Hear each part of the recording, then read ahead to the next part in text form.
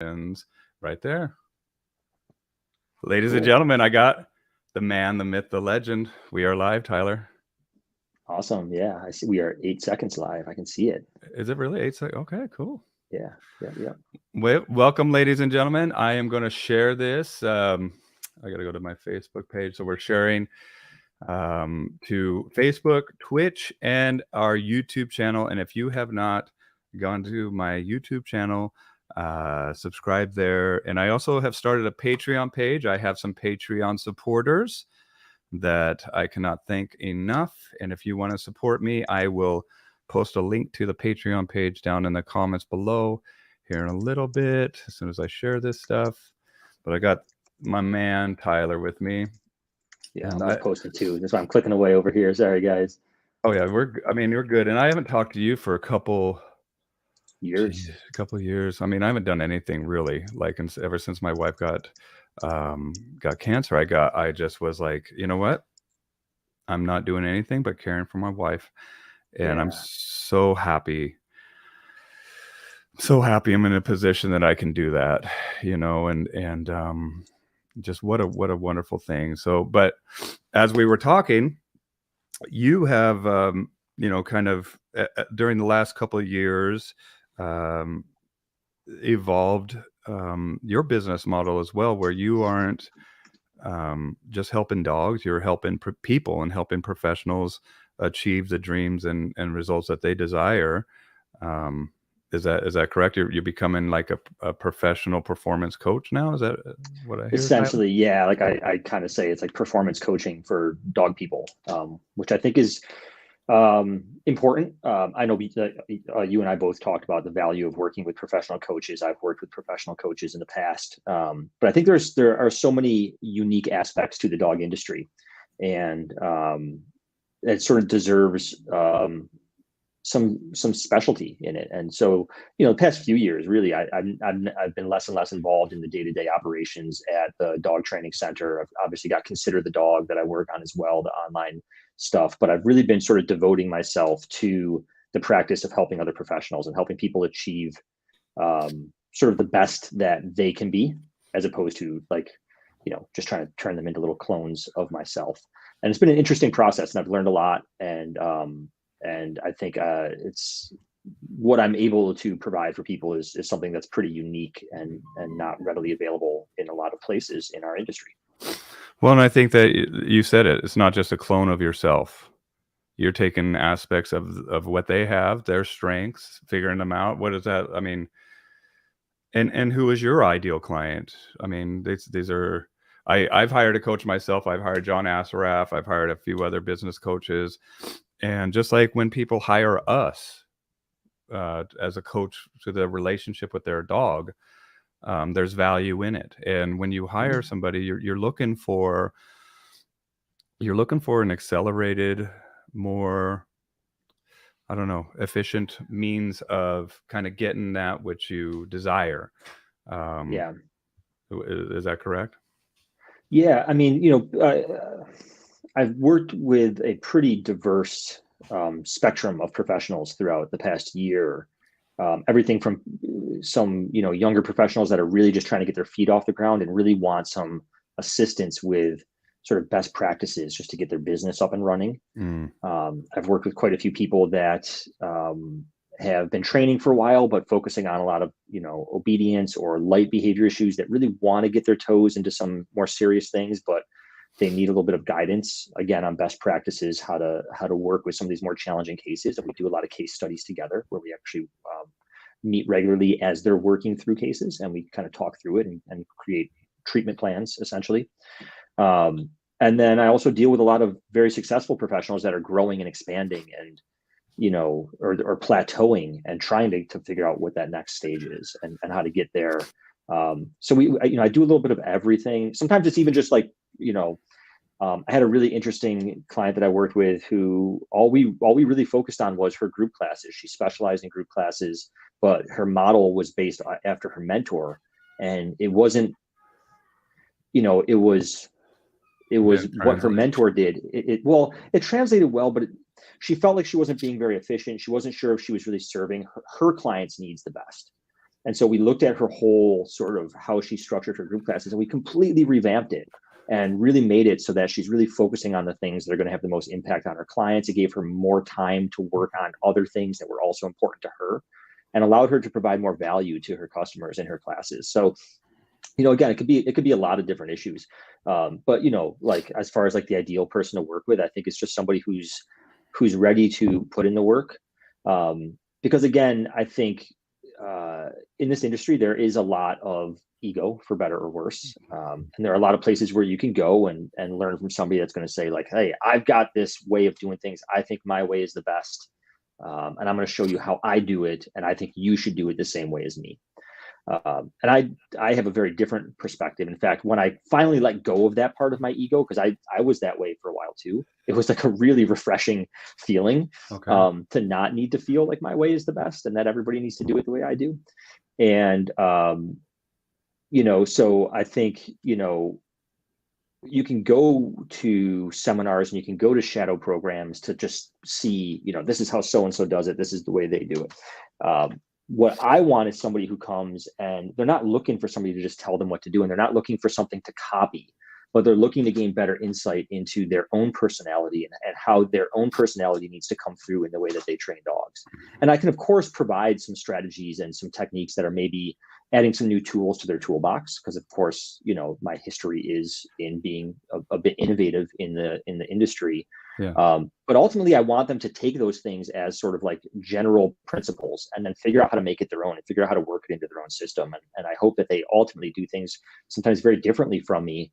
But it was some of those insights that sparked them into that sort of next stage of their own personal development, because I just don't think that anybody's going to be like truly fulfilled in this work or really feel like they've got a handle on it if they're just copying somebody else. Like, how much conviction can you have in what you're doing if you're just doing it because you're copying somebody else, right? Well, there's a reason you're doing this. There's a reason why your soul woke you up to trade your life to work with animals, right? There's an intrinsic desire. There's an intuitive nudge that I've had my whole life. And I remember when I started working, I'm like, okay, this is what I want to do without a doubt, because I feel it through my bones. I feel it all the way down to my core. And but once you start working, you start to realize that translating your passion sometimes into reality or into something that you can make a living out of sometimes can be very difficult, especially when you don't know what you don't know. Know, and especially when, I mean, there's demographic, there's psychographic buttons, there's ways to attract clients, there's ways to qualify clients, there's ways to disqualify clients, right? There's ways to work on your business, not just in your business. Right? That was a big one for me. I got that insight from Seth Godin one time I saw him talk, and he said those exact words. He said, you can't just work in your business if you need to work on your business. And he kind of said you can't do them at the same time. And that was actually when I started structuring my business in such a way that was able to allow me to step back, to allow me, just like you took this year off to take care of your wife. I took weeks off when my son was born.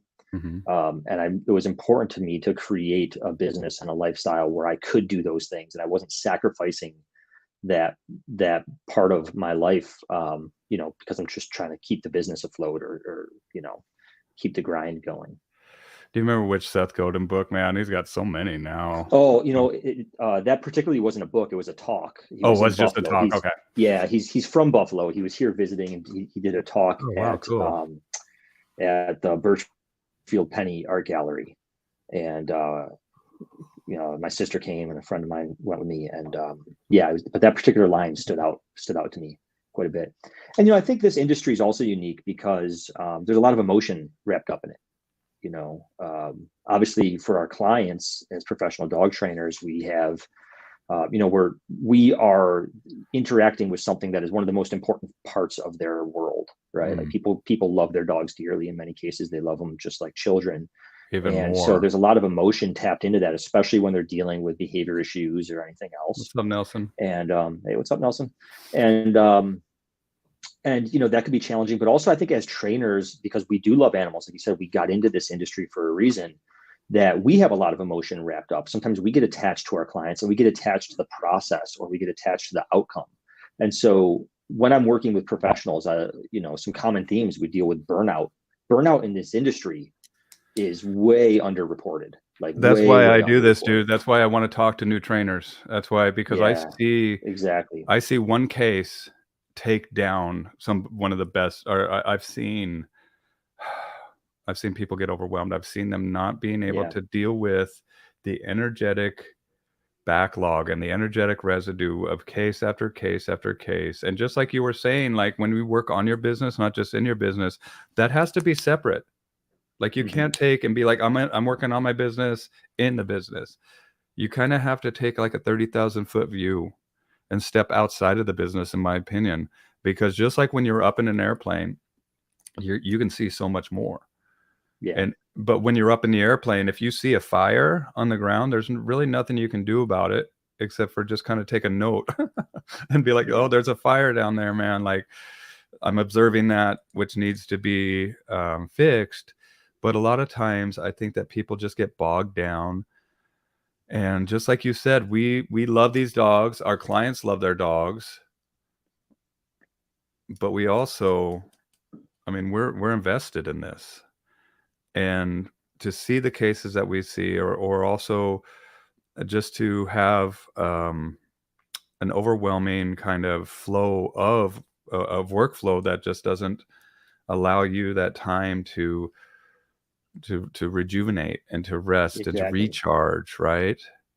And those are Um, huge issues. And then those are on top of just all the general stress that goes along with being a entrepreneur or small business owner, and being the sole person responsible for putting food on your table and feeding your family or keeping the roof over your head. And those come with 24/7. stressors too, Mhm.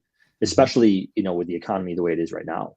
And Yes. so when you take that as your, like, that's your baseline, and then you're adding all the emotional stuff that has to do with the dog industry on top of that, it's a lot. And like I said, I think that burnout is extremely underreported in this industry. Anxiety and depression, very underreported in this industry. And a lot of professionals are struggling with those issues. I've talked I've very struggled openly, with it. myself, about my Mhm. own issues with mental health. It's Yes. very, very common, very normal.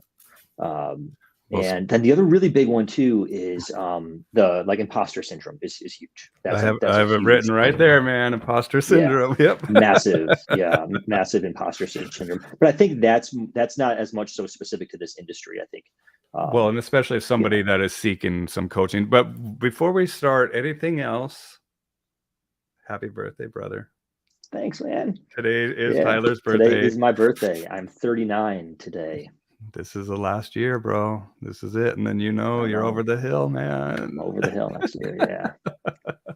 Yep. Yep. Thank you for Yep. taking time on your birthday, bro, and spending it with me. I feel like It's a I'm great way getting, to spend my birthday. yeah. I like hanging out with you, bro. We haven't talked to each other in a long time. Well, and I like hanging out with you too because we kind of get into just different levels of understanding and I think you do an awesome job, man. And I think that you've built a successful business and the things that people want to achieve, they should seek out the professionals that have already achieved that, right? And so you kind of walk the walk, you've done it, and now you're kind of you're going from a teacher role to a principal role, right? Where Mm, you're kind of the trainer of trainers. And I think that that's an awesome thing. I think that yeah. that is something that is, and you know what? I actually had one of my students, Gina, who I had, or one of my shadows, who was talking about you and said that something that you said was very refreshing because I can't remember, geez, what exactly how you put it. She's watching right now. This is her, Gina. People don't realize the emotional intelligence wherewithal this job takes. I mean, I had no idea, but I'm Yeah. so grateful for the opportunity. And we need a place to discharge that emotional backlog. We need a place to process. We need a place that we can, in a safe spot, talk about the challenges that we seek. Um, and not only that, but we are communicating. And the more that we can find better methods of communication to reach our clientele and to communicate to them in a way that evokes good change is key too, right? What do you have to say about the People don't realize emotional intelligence wherewithal job takes, but I had no idea. And she's been in this 2 years now, Gina. Yeah. Well, I think emotional intelligence, I mean, I think that's a huge insight on her part. I mean, I can tell you just, being an employer in this industry, I would much rather hire somebody that has a big capacity for empathy and compassion versus somebody who's like like you could be an okay trainer, but have a large capacity for empathy and compassion, be a very emotionally intelligent person. I'd rather have that person than somebody who's a stellar trainer, but doesn't have that emotional intelligence or doesn't have that capacity for empathy. So like I frequently get asked, like, what's the most important trait you look for when you're hiring, a trainer, and compassion slash empathy, that whole combo, hands down is one of the most important things for me, aside from like obviously being like a team player and all those sort of general things for any workplace. Do you think that it's because of I mean, you have considered the dog, but when you're looking at the emotional intelligence, that's because you're considering the human counterpart as far as the. Exactly. Yeah, exactly. Well, I think it's super important on both levels. So if you want to be a good dog trainer, and people that watch me train dogs, I think this is kind of what I try to convey, is that we do want to be able to see the world through the dog's eyes. And especially in my world, where we're working with behavior more so than like teaching obedience, but even the best obedience trainers know this and do this. But the more we can perceive things, or try to understand the way the dog is perceiving things, the better off we're going to do with anything that we're trying to accomplish with them. The more, it's like that old saying, I forgot who it's quoted to, but it's about like, the best dog trainers don't try to teach the dog to speak human. They try to learn how to speak dog. Yes. And that's saying is like 100 years old, but it's like still probably like the most profound insight that I think any new dog trainer should really pay attention to. But then there is the human side of it too. And at the end of the day, if you want to be a successful dog trainer, your clients have to like you. You have to be able to connect with your client. You have to be able to feel what they are experiencing. All too often, I've seen trainers, even trainers that have worked under me and come and gone. I've had a lot of trainers come and go. I've had trainers that didn't end up making it at the end. And the ones who struggle are the ones that we get customer complaints from, or that kind of thing. It's that they're too much trying to impose what they want from the dog into that relationship with the customer, instead of really focusing on what does this customer need. What does this customer need from me? What does this customer need from their dog? Maybe the things that I think are super important to teach aren't actually really important to this person, or to at least the top tier reasons that they hired me to help them. And sometimes we can get so hung up in our ways of doing things, or the way we think something should be done, that we kind of lose sight of what's happening right in front of our eyes. And we that's start to get into this huge role. We start to get a role. We start to get into this, like, we put on the mask, or the put on the hat, right? The professional hat. And sometimes, man, you just take a second and realize, like, there is a connection issue, not a correction issue. And so we need to connect with our clients, and we need to, understand. And that's exactly what you were saying, is to feel their pain, i.e. empathy. Right. And so that's why it understands why this would be such a good trait that you look for. Hi, Bill. Hi, Tyler. Happy birthday, Tyler. Yeah. Noel says, Nelson's got 30 years on you, and I'm not over that. Yes, you are, dude. Nelson owns the hill. We got a whole on diatribe happening in the. We got the heavy hitters on the stream. That's today, right. Man. Nelson, George, Ahisha, OG. Nelson, look George, at this. Man. We got Christopher over across the water, Upton. So excellent. Yeah, a lot of great talent watching, and wherever you guys are in the world, type down. I love to find out. All over the world we have people watching this stuff, and that's the beauty of belonging to a network and utilizing this technology, is that I really think that we can make a difference. I really think that we put our heads together as professionals, but I also think that we need to bring in some new eyes, and we need to bring in some new, just like when I went and found John Assaraf, right? He wasn't a dog trainer. He was, or he has nothing. And I'm glad that I went outside of the realm of the dog industry, because it kind of gave it like a new fresh set of interpretation of what I'm doing. Yeah. And what he said to me, it changed my mind. He was like, dude, you are in a service industry. Remember that, just like you're saying, that emotional decisions, and just like we are emotional as far as why we do this, and the emotions that we feel, and sometimes those emotions can get overwhelming, but we also have to realize too is that the emotions that have driven us into this um, state, or this desire to work with the animals, that there's also emotions that affect the way that we teach, and the way that our clients learn, and also what appeals to them to get them to be motivated, right, and to like you, and that's motivation's a huge aspect of this, man. Yeah. I You mean, know. ultimately when you're working with a customer too, it's tough because again, they have to like you just on like a personal level, but there's also the aspect of you have to keep them engaged. And in a lot of ways, you are also an entertainer. When I used to do a lot of private lessons, it was a very draining experience for me a lot of times because I'm kind of an introvert by nature.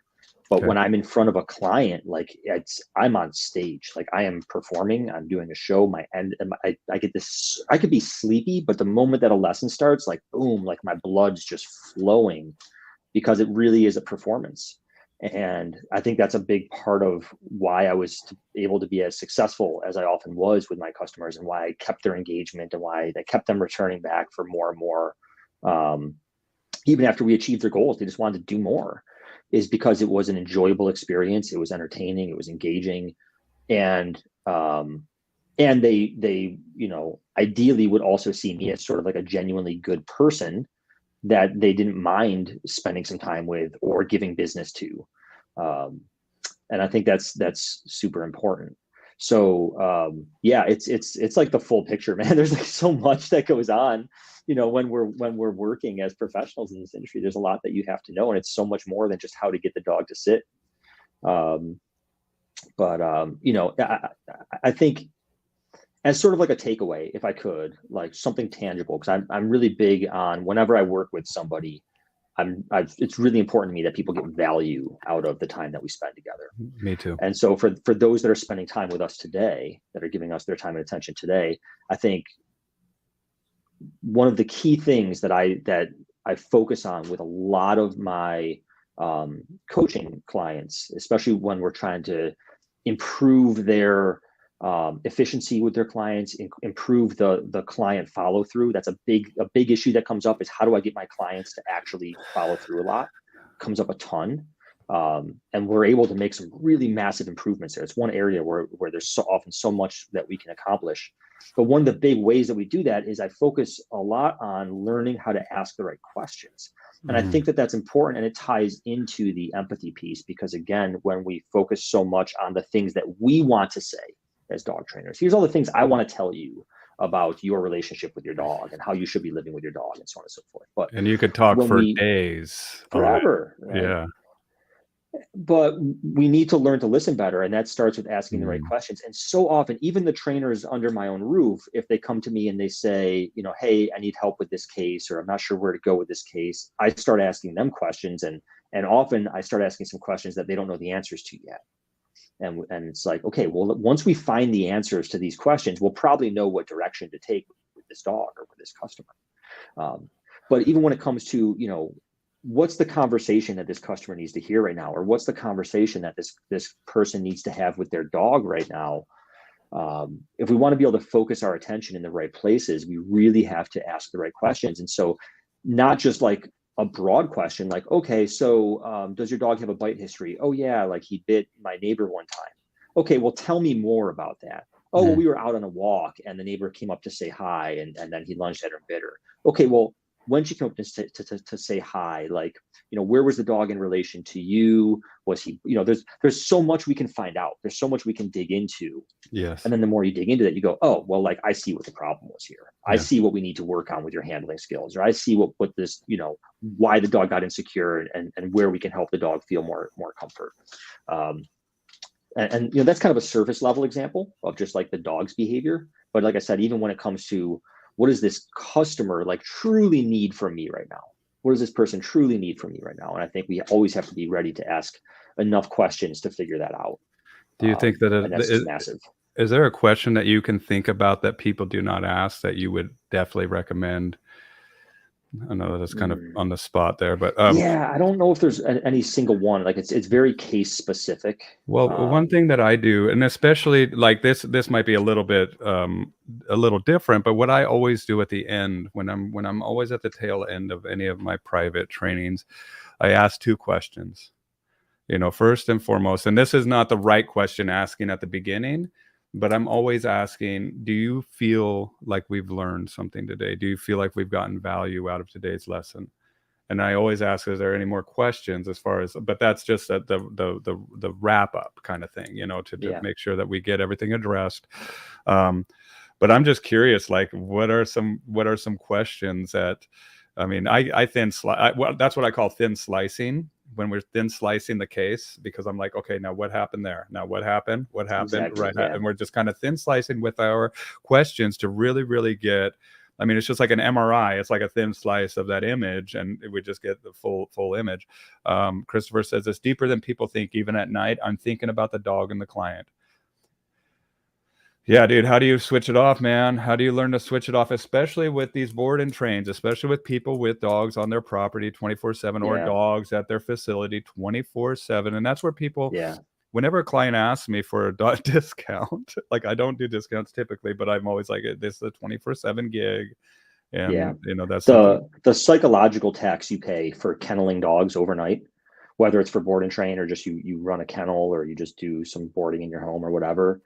There's a massive psychological tax you pay because you are kind of essentially on call all the time. Like you're always going to be concerned about what if there's a fire, what if there's, and that happens. Like we've had colleagues that have had fires in their homes and lost dogs and things like that. So it's massive. Switching off at night is tough. I stopped reading like dog related books at night. And I never used to be into fiction, but I've gotten really into fiction the past couple of years. And that's been a great way for me to sort of switch off at night and unwind, is to read fiction, like read stuff just for pleasure. Yeah. My whole life, I've always just been a nonfiction. Like I read to learn. And I still do some of that, but for a good sound sleep, definitely, I like to read like murder mysteries and stuff. Wild. And like sometimes just weird. I read a lot of weird, like psychological, like weird books. Well, it gives your brain something to chew on too. That's a little bit more abstract than something that's just like really, really data, right? And it's kind of obscure. And Denise and says resonates so much introvert performing. Absolutely, step into that mask, and you're good at what you do. But I also, psychological tax, man. I can't get away from that. Like mental health and being able to structure your professional life where you have time for yourself. Yeah. And to not, I tell people with the negative self-talk, we'll start there. Like with my clients, if I hear a client that's out there with the leash, working on some leash conversations, that's what you call, right? Yeah, conversational leash work. Yeah. I haven't used that term in a while, but when I was first sort of revamping the way I work with leashes, that was a term that I love it, latched onto. Yeah.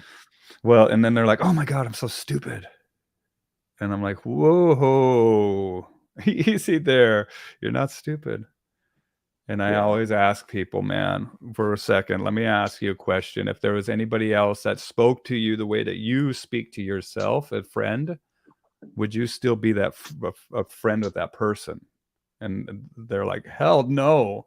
And I'm like, well, then why do you allow and accept that negative self-talk from yourself? I know this is challenging and you're not going to get it at first. And there's going to be a messy middle here, but that's why I'm here to help you with that.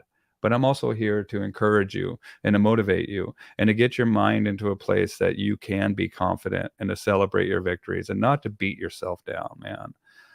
And I think that, just like you're saying, ego is a huge thing in this industry, but it's also a huge thing for people that need to ask for help. Mm-hmm. It takes a little bit of humbleness to say, I don't know what I don't know. Mm-hmm. And that's what I want to do with people. Like if you're listening live now, or if you're listening, majority of people listen way after the fact here, and welcome both of you if you now or after the fact. But I just want to encourage you. I know that this is something that you're passionate about, and I know that this is something that that you can do all day, all night.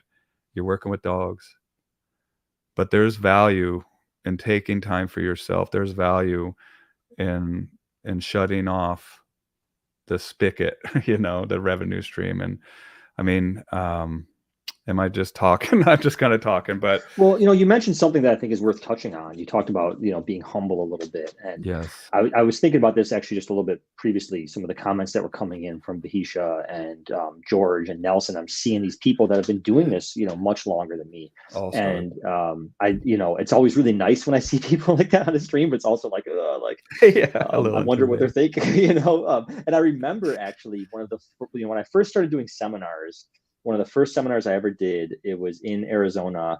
And I think it was hosted by Jen Freelick, and or at least she was there, and Tawny McBee was there, and there's a few other people there, and it was a leash work seminar, and that's what I was doing at the time. And I've seen all these people there that have been training dogs, 2, sometimes 3 times as long as I have been. And I was so nervous. And it was like, and then what made it really actually horrible was this was a leash work seminar, and all of the working spots were like professional trainers, and they brought their personal dogs, and the dogs were like already really good on leash. So Yeah. it's like, oh my God, what am I going to do for 2 days? Like, this is daunting. And whether or not it turned into a good seminar, I don't know. What I will say is that all of those people were so kind and really supportive, and came up to me and had really nice things to say afterwards. And it was the beginning of friendships with many of those people. But it was tough. But where I really wanted to go with this was not just that seminar in particular, but for the first few years that I was teaching seminars, I was very young, and I didn't seek out to start teaching seminars. It's just something that people started asking me to do. So I didn't like advertise it first. It was people asked me to do it. And it was actually the first time I ever met Bart Bellin. One of the things he said was, if anybody asks you to do a seminar, just do it, because you'll learn a lot. So when people started asking me to do them, I actually was a little bit apprehensive, but I was like, well, Bart said to do it, so I'm going to do it. Oh, goodness.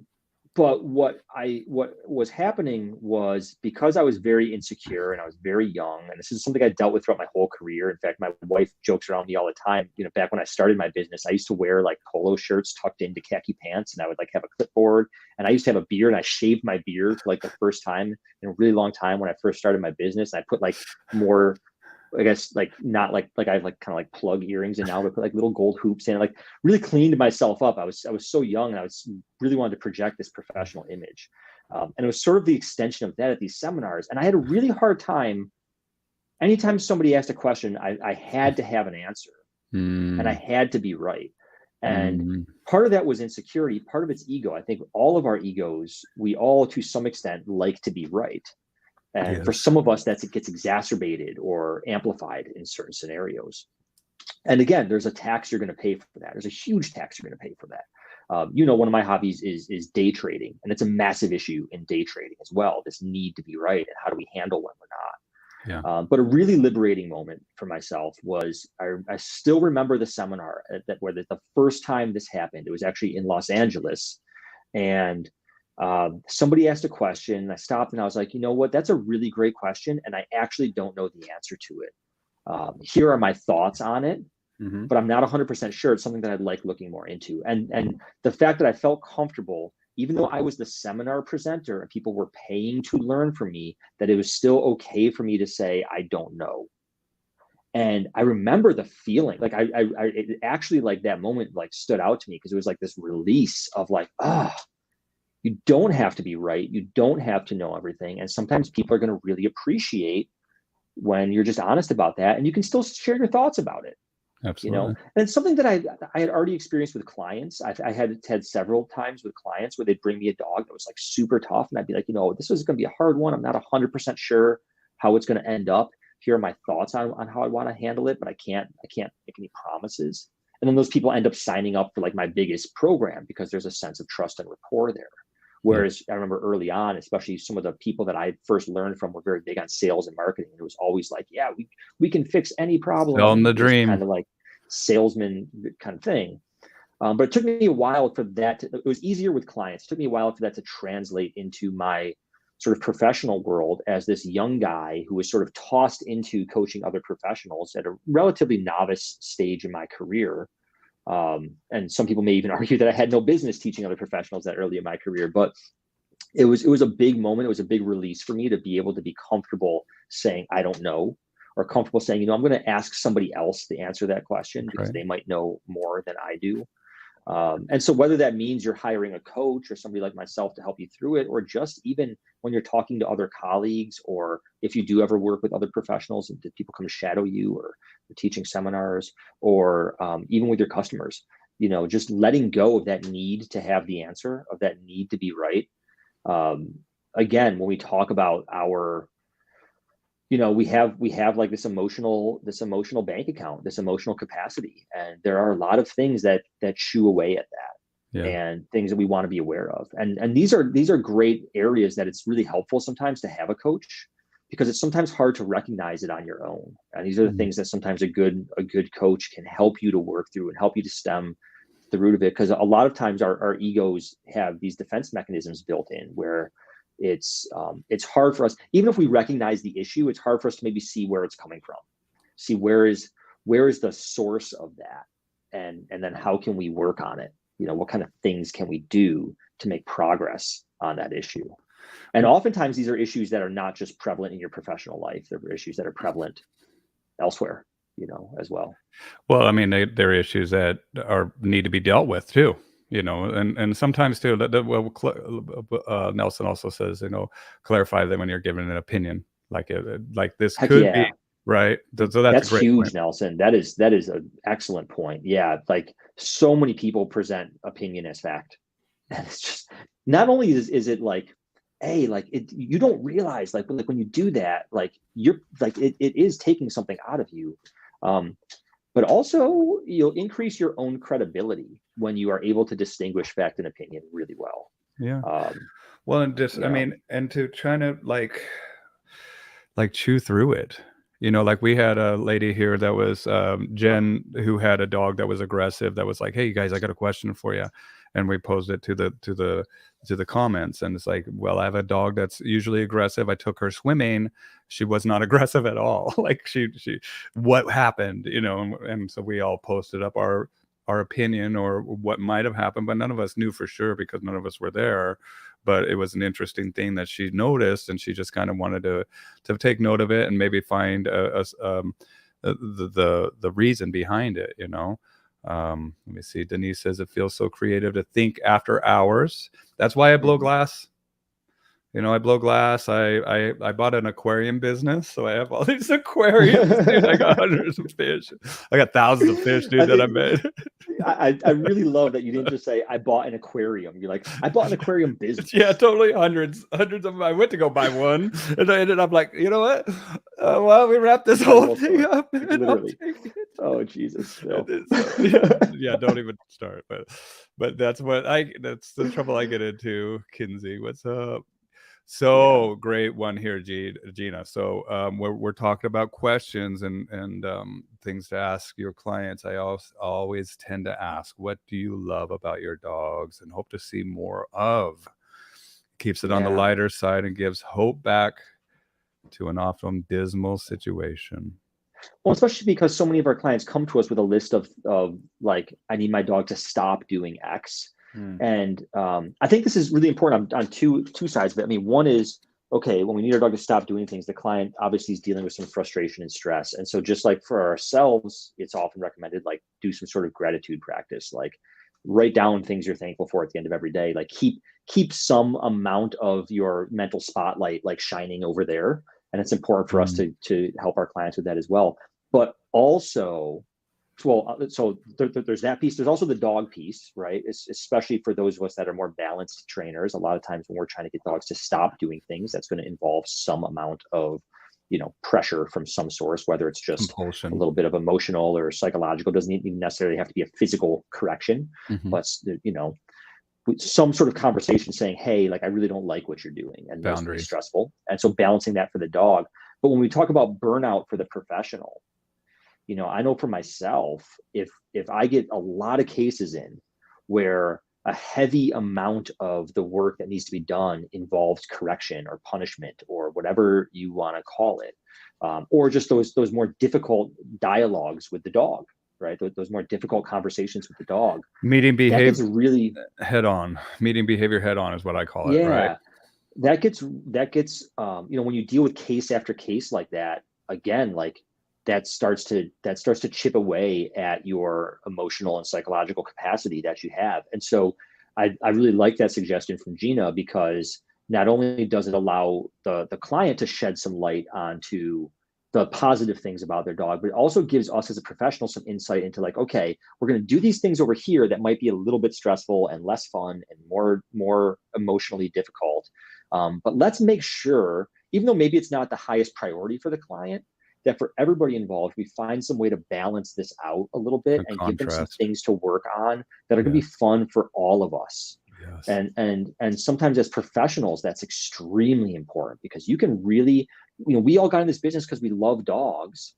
And nobody who uses corrections with dogs, whether it's a prong collar or an e-collar or whatever it Mhm. is, even just spatial pressure, whatever, nobody does that because they enjoy it, right? Like, you do it because you see it as a valuable and important component of helping that dog live a healthy, balanced life.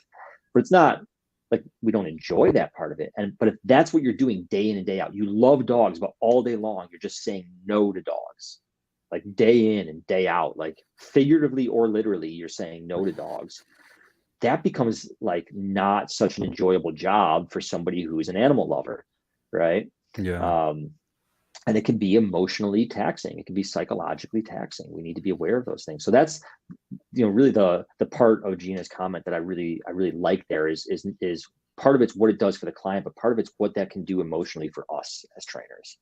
Well, in the situation, a lot of these situations are dismal, life and death.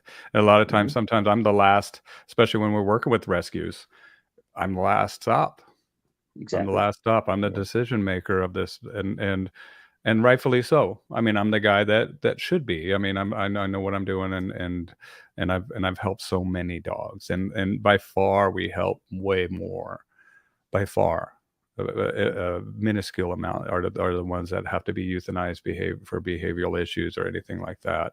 Um, and then Nelson says everyone has value. This goes back to where that seminar where you were still that green trainer, and Yep. and you know what, if you are a green trainer, if you're new into this, pay attention to what Tyler says and think about possibly hiring a business coach, because it's just when you have it's kind of like you have something to always fall back on when Mm-hmm. things get difficult in your professional life, and you're like, man, I got to take this to my coach, or I have to, it's always something that you have, just like with the dogs and their social animals, and we have to become that dog by proxy, and we see the strength in numbers that they have by Mm-hmm. becoming a community and becoming that pack. Is like there is strength in numbers that we have if we Yeah. have the camaraderie and people that are going to help us with our best interests at hand. But at the end of the day, we're all in this for the dogs too, Yeah. right? And it's one of the things that I like about I used to do shadow programs quite a bit. I used to obviously teach seminars as well.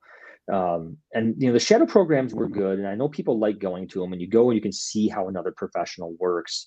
But when I contrast that to sort of what I'm doing now with people, which is often virtual, it's often through Zoom, although I do have people that will ask me. I haven't done a lot of travel in a while because of COVID, but to actually go and work with them in person. But it's a longer term relationship, and it's focused on them and their own work. So again, instead of like, hey, here's how I do things, I mean, anybody can see that. I'm happy to share it. But, when I meet with somebody over a span of several months, and we're meeting every week or every other week sometimes, or sometimes once a month, and it's helping them through those moments. It's helping them to see the areas that are affecting their own work. Because what I see, a lot of people come to me, they've been to 20 different shadow programs, right? They come to my Yes. shadow program also, and then they go to somebody else's, and they bounce around, and that's all great. But what's happening is you're seeing how somebody else is doing it in their environment and how it works for them. But for me, one thing I've recognized in my work working with other professionals is that everybody in this industry is so unique, and it's a Mhm. very personal experience how you go about not only training a dog, but how you go about working with your customers. And some of it has to do with your personality, some of it has to do with your environment, and your resources you have available to you. And sometimes going to a shadow program, there is value in that. I'm not trying to negate that or discourage anybody from doing it if it's what they'd like to do. Um, but sometimes it's too much focused on the trainer that you're going to see. And what I'm trying to do is help people shed light on areas of their own work and their own practice so that they can really grow and develop, kind of to their own potential. Right. And actually, my background, my degree is in philosophy, and I did a minor in psychology. I've always been interested in the psychology end of things. Part of what got me into this business was the idea of working with people. But also, I spent years traveling around the world teaching professionals. I've coached personally, like in person, over 1,000 different professional trainers, Mm. and it's given me this very unique perspective about what people are dealing with in this industry, what people are struggling with, um, what's working for professionals and what's not working for professionals. It's I think, a very unique perspective that I have, in addition to the work I did with the IACP, which also gave me some perspective as well.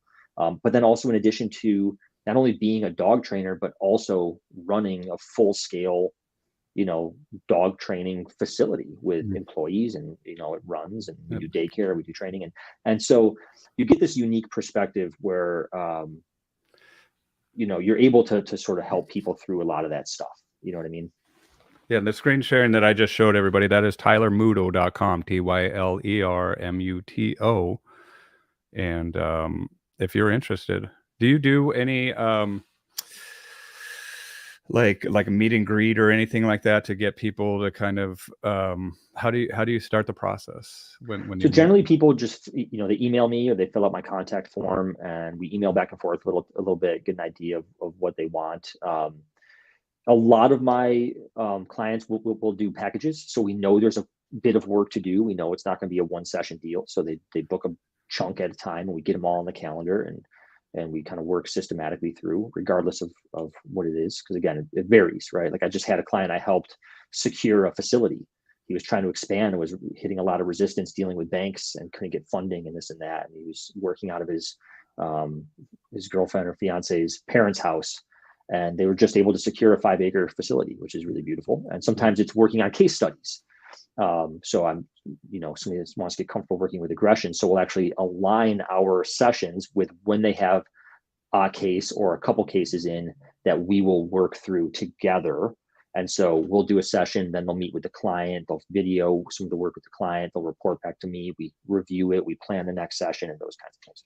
But sometimes people come in and they're unsure, and so we'll just book a single meeting, and kind of lay some groundwork. I try to always provide value from the very first moment, but we kind of want to also get like a bird's eye view. And I have some people that'll just go meeting by meeting, or do little chunks at a time. Okay. I have a lot of return customers. I've had people that have come, we do a bunch of work together. They're like, this was awesome. And then they're like 6 months later, okay, like, I want to do this again. Like, now here's the next thing I want to focus on now. Like, we focused on how do I deal with these reactive cases that I'm struggling with, but now I'm struggling with my time management. I'm struggling with my business in this way, my work-life balance, whatever it is. And then we'll do some sessions based around that too. So I get a lot of repeat people, and that's what I like about this kind of thing versus the shadow program, is it's an ongoing, like, longer term relationship, Right. and it is focused on them. It's focused on the person that I'm working with. It's again, I will share training insights, I will share techniques, I will share methodology, those kinds of things. But often those things are not as important as people think. There are like a few key principles that you can kind of master and sort of take it from there. But it's how we incorporate that into our overall sort of ecosystem of what we do with our clients. that really Right. matters. And how do we a apply big it? part of it's just putting the spotlight in the right place, and helping people become more efficient with their time, their energy, their training.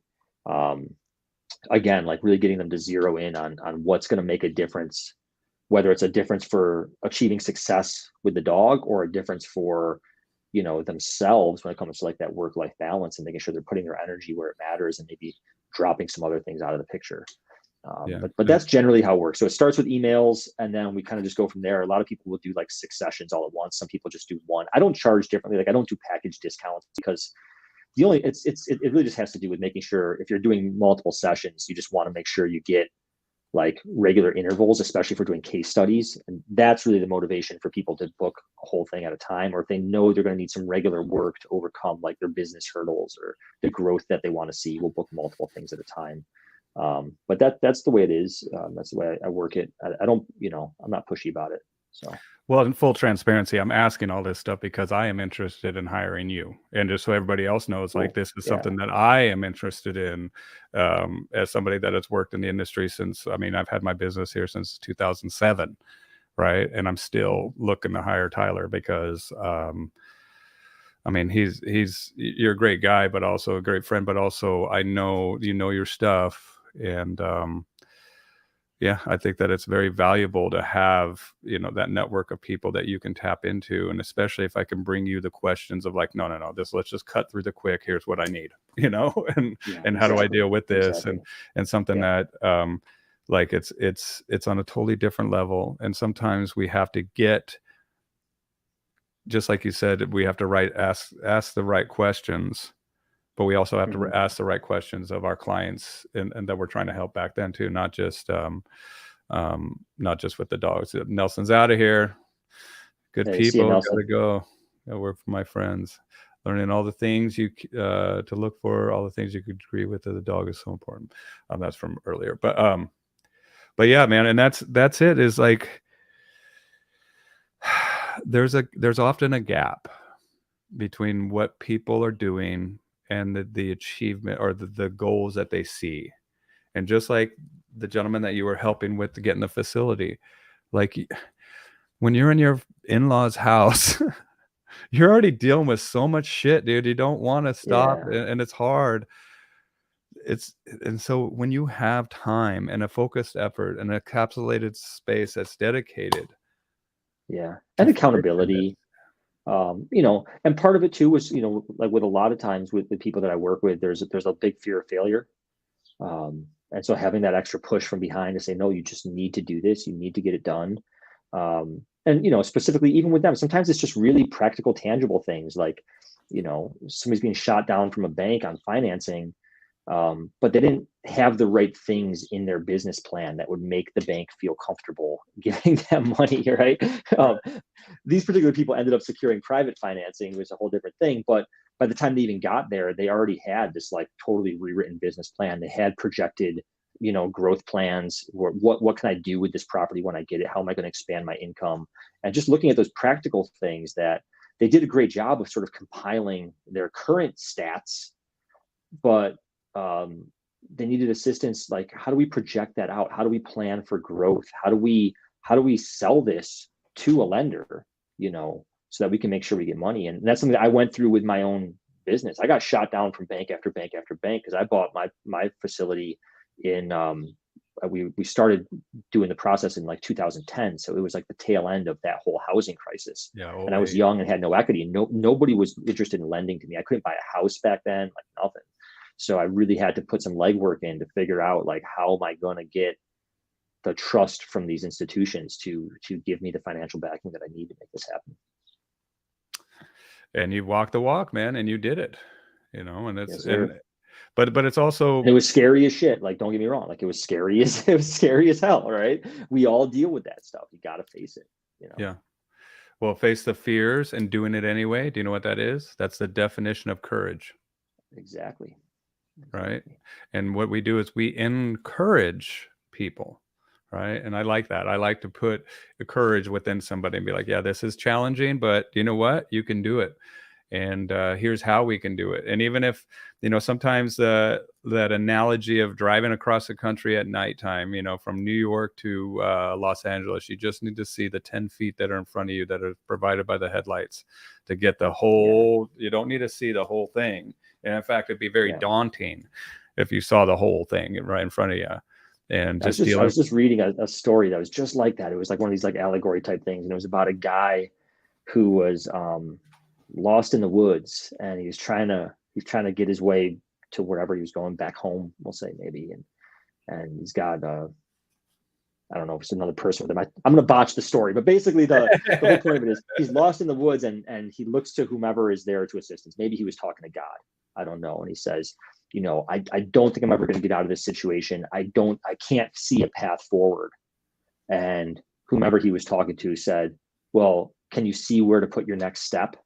Can you see where your foot can go next? And he's like, yeah. It's like, we'll start there. And it reminded me too of a story that my father told me about my grandfather, of a time when my dad was really struggling. My dad's an entrepreneur. He's an artist. He really fought his own way through life. I have so much admiration for my father. And there was a time that he was telling me about when he was really young, around the time when I was born, where he was really struggling and he was dealing with a lot of adversity, both financially and everything else, and from his peers and his family, and just kind of getting stuck. And he had a big project he was working on, and he called his dad and he said, Dad, I'm kind of feeling stuck here. And my grandfather said to him, he said, yeah, well, what's the first step? What's the first step in that process? And my dad's like, oh, I just do this. Okay, well, what's the next step after that? Well, I just do this. He's like, okay, well, do that. Like, just do that. And it's just taking that first step, taking that little moment. But it's hard for us. That's the thing, is like, it's hard. This is stuff that's sometimes very hard to do on your own.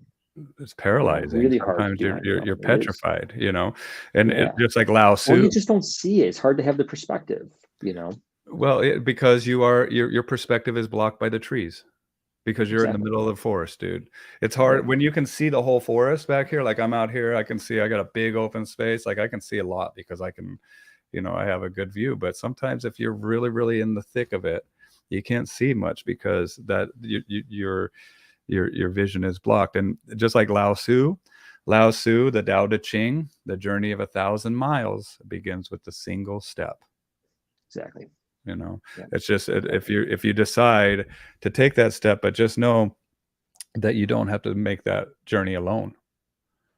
And it can be lonely, and not just, there's different types of loneliness too. Like, there's loneliness where you're by yourself and there's nobody there. But there's also a loneliness where you do not feel like you are being heard, or that you do not have the connection. And sometimes, as a professional, you might feel that way. And so it's good to belong to a network of people that are like-minded, that can kind of share what they've done to get themselves out of that mindset, it's a journey, man. It's a journey, and sometimes it's going to be hard, and there is a messy middle here. But I'm lonely without Bill, John Sparks. I'm lonely without you, Bill Church. Hey, John, come on over, buddy. It's I think, especially being an entrepreneur, especially if you scale your business and you start having employees, it gets very lonely. In fact, for myself, it was something I dealt with. I started my business when I moved to Buffalo. I didn't know anybody here, and I started a business and got a job also to pay the bills as I was growing the business. But pretty much all the people that I met that I had a personal connection with were either employees or clients. And so it becomes, again, I was really young. It was hard for me to, I didn't know how to become friends with clients. I was so adamant about staying professional all the time, that bridging that gap to a friendship I wasn't ready for that. Yeah. But, the people that I would become friends with oftentimes were my employees or apprentices. And then as you grow and you scale, those friendships become very tricky to navigate, because you're a friend, but you're also their boss. And then especially if things aren't going well and things like that. And it becomes very, very lonely. And the period that I dealt with, and it's something I still deal with, is just, again, it's hard to find others to connect with. And I think, again, the beauty of today is we have a global network. so I can connect with other professionals that are our peers that are in a similar situation to me. And maybe they're not in Buffalo, but at least we can we have that familiarity and those similarities in what we've dealt with. But yeah, it can be very, very lonely when you're an entrepreneur. It can be very lonely when you're a boss, being a manager or a boss of any scope. You know, heavy is the head that wears the crown kind of thing. Mm-hmm. Yeah. Yeah. The separation with friends and employees is extremely difficult, extremely difficult to navigate. Yeah, well, and it's like, all jokes aside, at John's, thank you, Bill Church, for being approachable, because I really don't know I would be otherwise. I was terrified to reach out as a new trainer, both because I felt I should know more, and I did at the time, and also because I too have been an introvert. Well, thanks for reaching out, Gina, too, man. It's a two-way street, dude, and she's one of my shadows that has come here. And just like Tyler says, like there's a lot of work that can be done in shadow, and I love meeting people and their dogs, but we're also limited. We're limited to what we are working with at hand, right? Exactly. Where it's not an ongoing conversation. I mean, sometimes it is, but not to the point where this could be, where we have, and not only that, but we're working on you, right? We're working. Exactly. Yeah. And do you know what, man? One of my favorite quotes, the Oracle of Delphi. So I got to pull it up so I get it right. So hold on one second. But one of the goals of this life, you guys, and I'm a philosophical guy too, and is to know thyself. And to be an entrepreneur is going to teach you a lot about yourself, right? But it's also, oh my goodness, it can be so overwhelming and so lonely, right? All right, here we go. Heed these words. I'm going to put it up here. We got to maybe see if we can. Heed these words, heed these words, you who wish to probe the depths of nature. If you do not find within yourself that which you seek, neither will you find it outside. If you ignore the wonders of your own house, how do you expect to find other wonders? In you is hidden the treasure of treasures. Know thyself, and you shall know the universe and the gods. And I've said that before even on Calvin's Calvin Wilbon I did. But I truly think that is the goal of life, is to know yourself and to take time and to take time and take that introspection, that observation. Yeah. And to be really open and honest with yourself about the areas that need work. That's actually one of the things that that drew me into the day trading world. Not to digress, I won't go into this much because I know talking about this is super boring for anybody who's not into it. But it's funny because when I'm in that world, and I have mentors in that world too, and they'll be like, "Wow, you're the first. This is the first for me. Like a dog trainer become day trader. Like they've never had that before." But one of the things, and this is, I don't want to be sort of down on this industry in any way, but the one thing about dog training, and I know a lot of you out there know this, is there's a lot of bullshit. And the one thing that sometimes bothers me is that it's an industry that you can actually be a total piece of garbage and end up being really successful because you're really good at marketing and you're really good at, blowing hot air into your clients, right?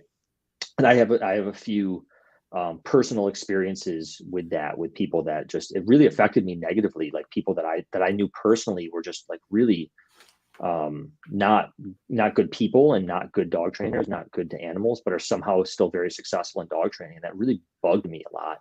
And one of the things about day trading is you can't bullshit it. Like there's certainly bullshit in like, there's all these like, you go on YouTube and everybody's like a guru and they're going to teach how to make $1 million. But when at the end of the day, so there's bullshit in the education end of it, but you cannot BS the market. Either you know what you're doing and you're good at it, or you're not. And it's a very emotional experience. It's a very, very psychological experience. And it's going to expose all of your weaknesses and all of your demons. And the things that mess you up in that world are things that are definitely issues in other areas of your life. Like for me, it was impatience, it was FOMO, it was lack of discipline, believe it or not. I could be very impulsive at times. in a lot of areas of my life.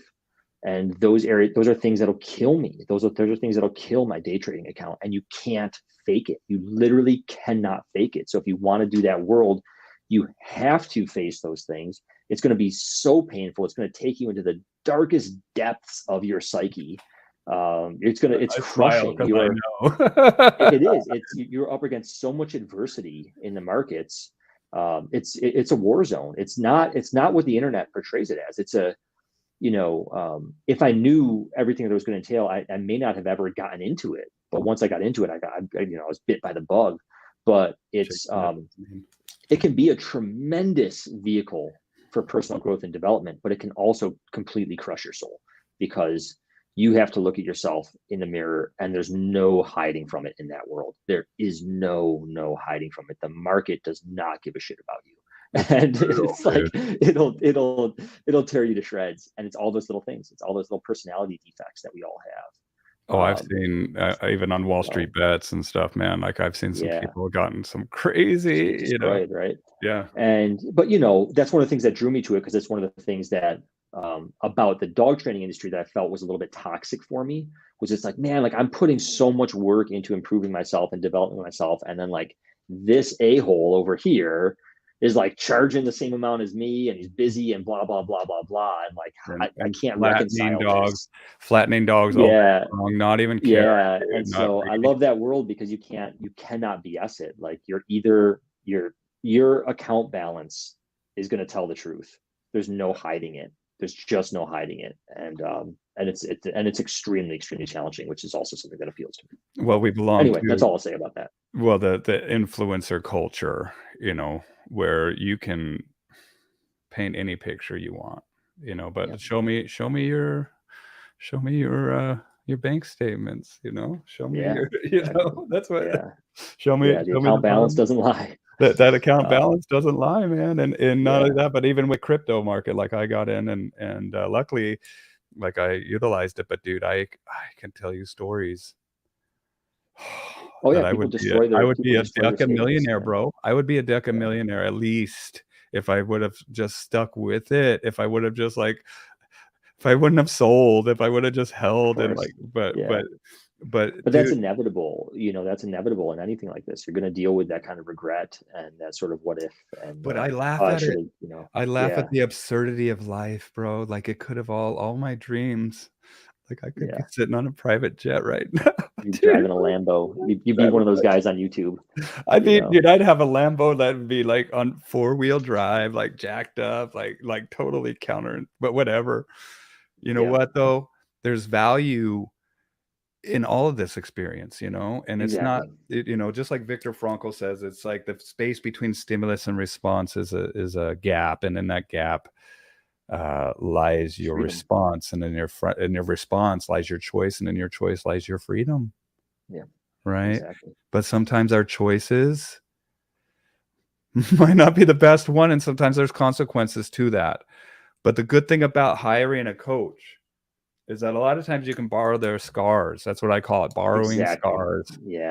And their experiences. I mean, I hired Brian Bergford years ago. He's a dog trainer, but he's also like a world-class athlete. He swims at a world-class level, and he does performance coaching. Yeah, he was a board member for the ICP.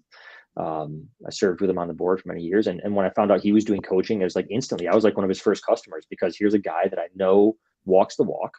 He knows what it's like to be a high pressure in a high, top tier of his field, and to be a high pressure performer, and to be struggling with some of the things that I was struggling with at the time. And I had experience with him, and I knew he wasn't full of crap. Like I knew he was a really genuine person and had a lot of integrity. And so I felt comfortable writing him a check and saying, I'm going to work with you, because I knew he wasn't, that he was going to actually have my best interest in mind.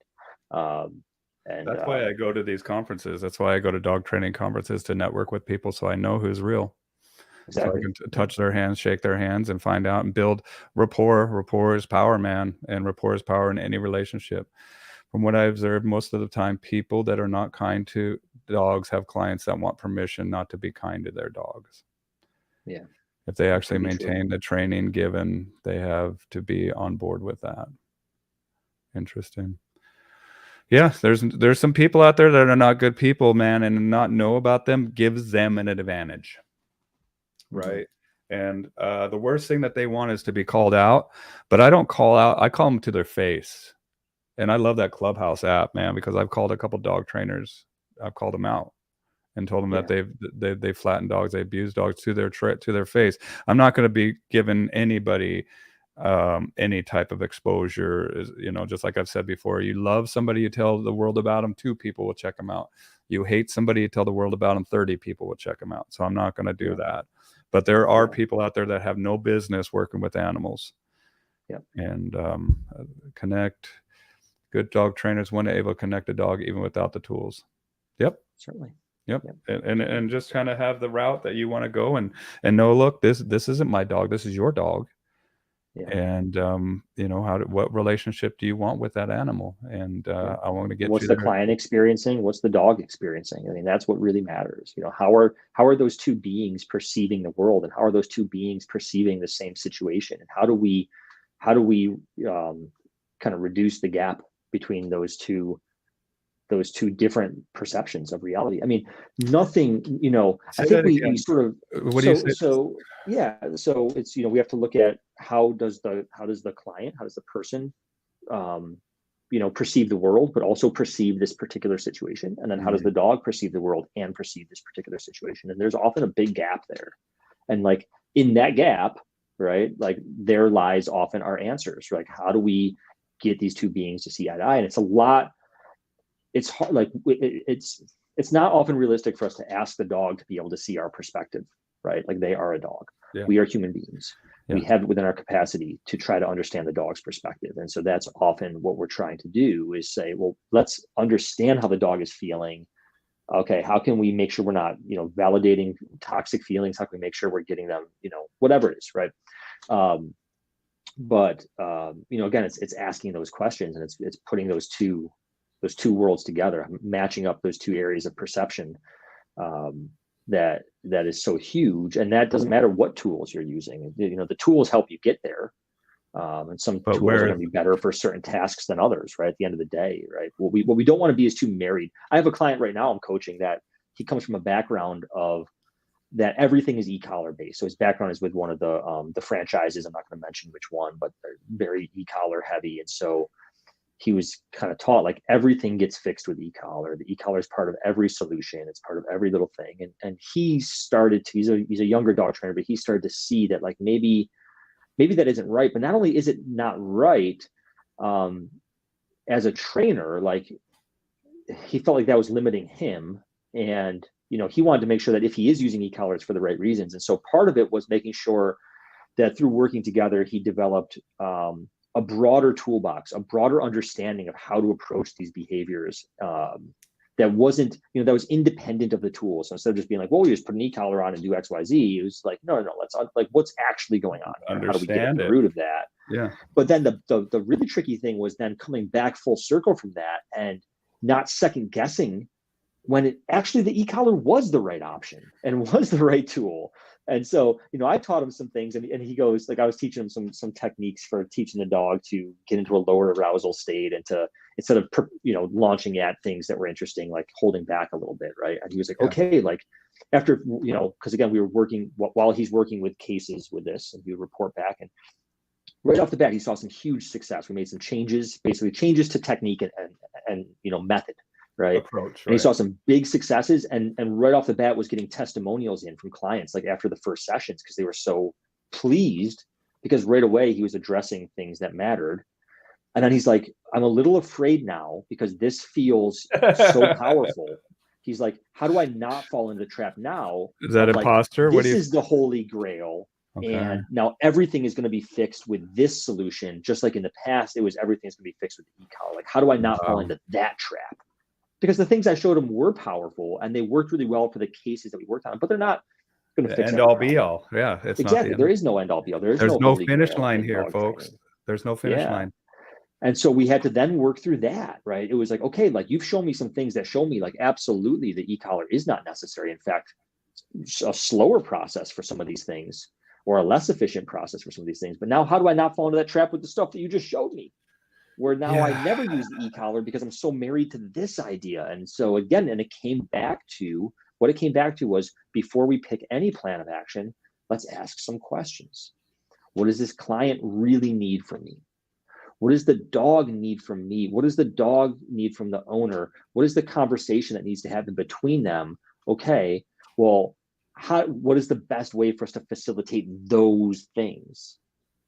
Because the techniques I showed him were good for some very specific goals. If the answers to those questions don't contain those very specific goals that are the results for the techniques that I showed him, then those aren't the right techniques for this job, right? Yeah. Maybe the answers to those questions are, like, the person's number one thing is they want to recall, they want to hike with their dogs in the woods. Well, then, yeah, like, let's put a freaking e-collar on the dog Yeah. and do some conditioning and teach a recall and all this kind of, but you gotta get to the bottom of that, Yeah. Well, and understanding too. Dana, hi Bill. Second long line session with Loki. Awesome. Cool. Keep it up, man. Dana was another dog trainer. She's up by you, I think. Hello, Cool. watch over Uganda. Welcome, Nice. Waiswa, Ivan. What do you dang it, I just was going to ask you something that I was a good one too. About asking that right question. Somebody have a comment that popped up about imposter syndrome there. Did that pop No, up while I that was was talking? me. No, Oh, that was that was you. me, Okay. because Yeah. I was wondering, because but then you said it. But because he was like, "No, I'm afraid." Right? But what you said was like, "Now I'm afraid that this new set of teachings is the end all be all that I've latched onto." Right? Yeah. And instead of letting that newness kind of decipher into the already retained knowledge, right? Okay, here it is. With the trainers that are going to shadows and seminars and all these things over, like, what do you recommend when a trainer is learning from another trainer or going to a seminar? In your opinion, what is the proper way to do that?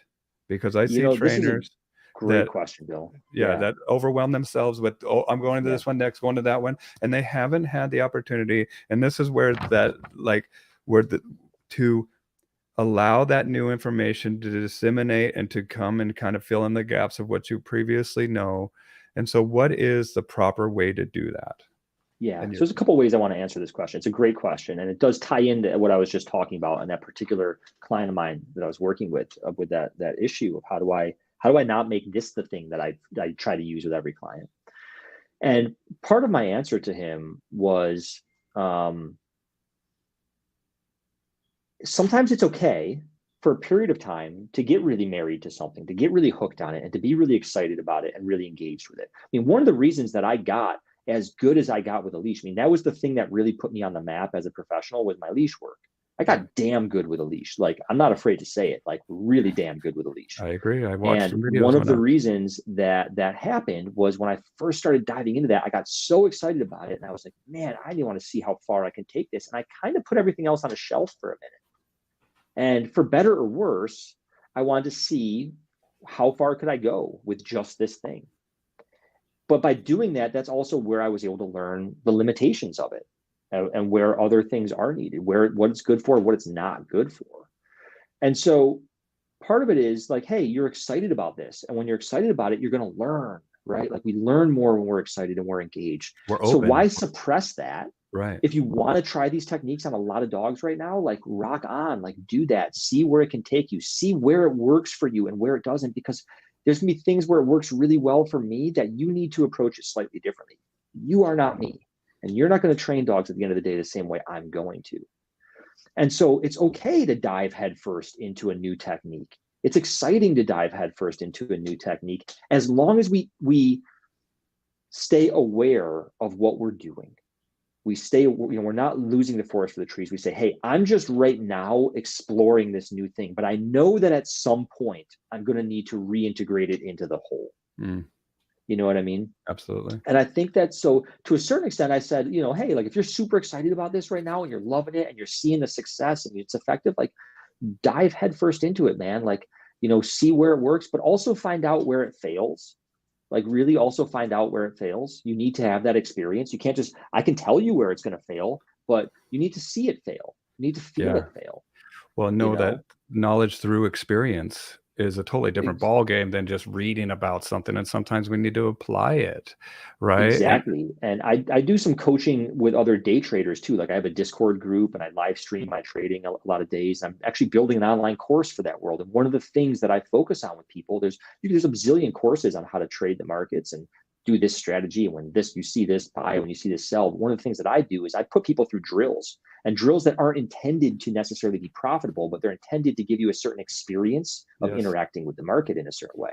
And some of these drills are absolutely going to end up blowing up your account. You do them on a simulator, you do them on a simulated account, because you need to experience that. If you keep doing XYZ over and over again, you're going to crush your account balance. You need to have that experience. But anyway, back to the dog training. So to tie back into your question, it's a blessing and a curse right now. You know, when you and I started training dogs around the same time that you did. yeah, And yeah, back then, Facebook was not huge. YouTube was just starting. Like it was only a year or two old at that time. And there was not as much access to information in the dog training world as there is now. And even finding out about seminars, like there were not as many seminars right. because, again, it's harder to market them. It wasn't as lucrative as it is now. But then even finding out about the ones there were tricky. Unless you were a member of something like the IACP, you likely were not aware when there were seminars in town, or if you belonged to a dog club. But when it came to like pet training and behavior, really hard to find seminars in pet training and behavior. And so what would happen for us is we would go to a seminar.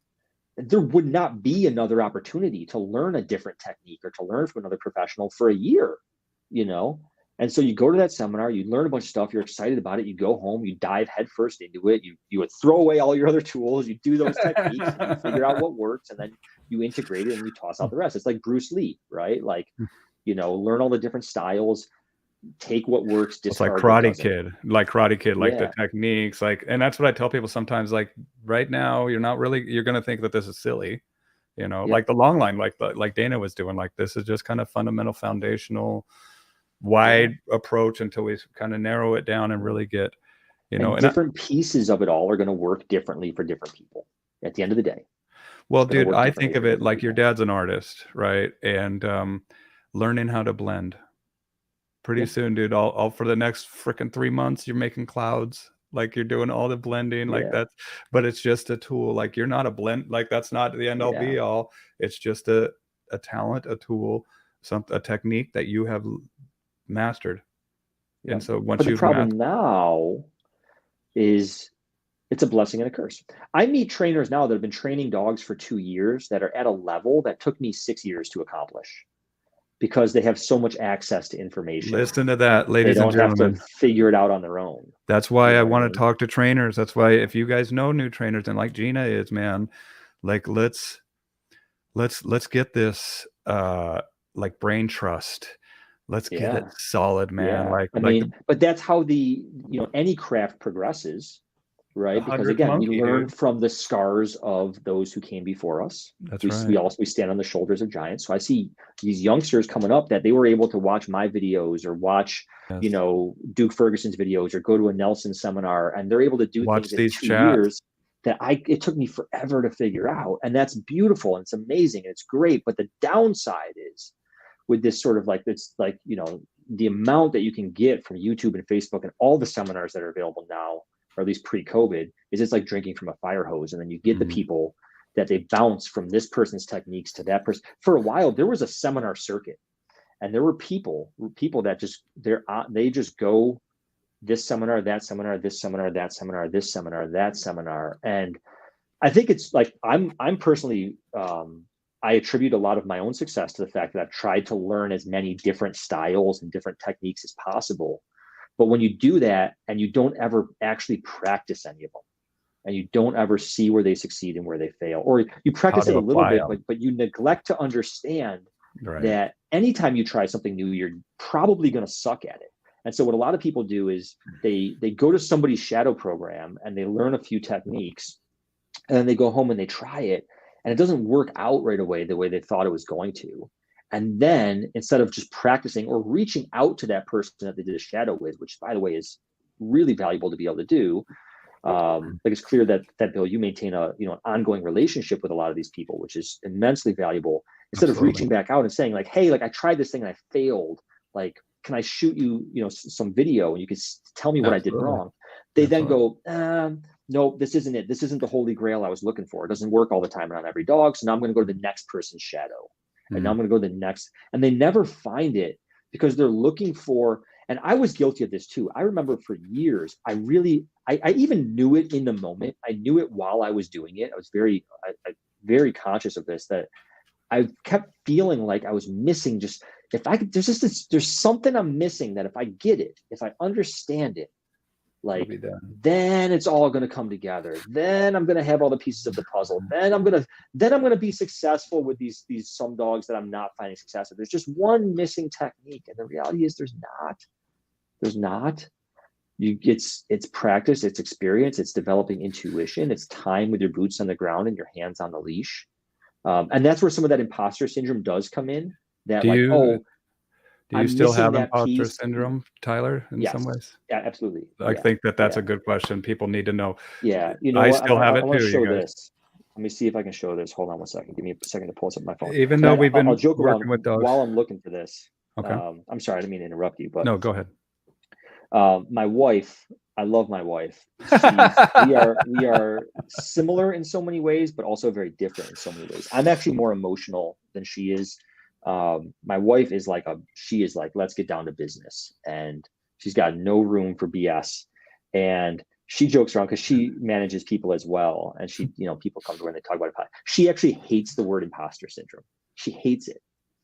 And the reason that she hates it, and I love this so much, is because she's like, imposter syndrome isn't a thing. She's like, it doesn't exist because everybody has it. And so if everybody has it, it's not a syndrome. Like we all feel like we suck. So like, why do we need to label this thing that everybody? It's like we all have it. But anyway, I want to show this. I'm gonna just hold this up to my camera if I get the right place. So I love Flea. Flea is like one of my favorite celebrities. Really? I'm a Did Chili you see Peppers the fan national anthem that he did, where he's all? Yeah, the basketball game. Yeah. But look at what's said here in the middle. It says, "What it's like to be the world's best bass player and still feel you're not good enough." Okay. And so that's kind of my thing on imposter syndrome that I try to get across to people is it's not going anywhere. Like it's not, you look at a guy like Flea is arguably one of the best contemporary bassists. The dude is, people know him for like running around in his underwear on stage and stuff like that, but he is a phenomenally talented musician. Yeah. Like phenomenally talented, very well respected in the musical world, and still deals with feeling like he's not good enough. I still deal with feeling like I'm not good enough. And so when people come to me and they say, I'm dealing with this imposter syndrome, or I still feel like I'm not where I should be or where I need to be, I'm like, you know what? Here's the thing.